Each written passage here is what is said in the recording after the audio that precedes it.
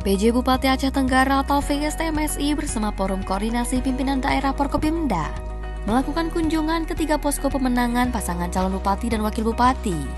Kepala Badan Kesatuan Bangsa dan Politik Ahmad Yani menjelaskan, kunjungan dilakukan sebagai bentuk silaturahmi dan salah satu langkah pemerintah daerah dan Forkopimda menekankan pentingnya pilkada damai. Selain itu, Ahmad Yani juga berharap masyarakat tidak terjebak dalam provokasi dan konflik kepentingan jelang pelaksanaan pilkada tahun 2024. Masyarakat diajak untuk tetap memegang teguh persatuan dan kesatuan. Pada hari ini, PJ Bupati Aceh Tenggara bersama unsur Forkopimda yang dihadiri langsung oleh Pak Kapolres, Pak Dandim, Pak Kajari, dan diwakili oleh Ketua Pengadilan Tinggi. Pada hari ini, unsur Forkopimda langsung menuju posko pemenangan 01, 02, dan 03.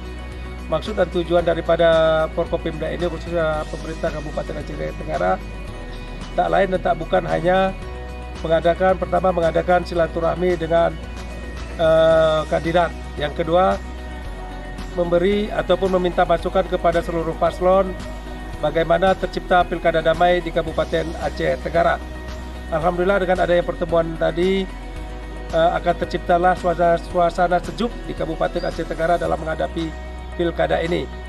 Dan kami berharap kepada seluruh masyarakat mengingat ketiga paslon ini masih satu kesatuan dan masih ada ikatan darah di mana mereka juga bersilaturahmi secara damai. Maka kami harap kepada tim ses, kepada masyarakat supaya menggunakan hak pilihnya sesuai dengan hati nuraninya tanpa ada pertikaian dan perselisihan. Saya rasa saya ingatkan sekali lagi kepada seluruh masyarakat, gunakan hak pilih Anda sesuai hati nurani Anda. Sekian dan terima kasih.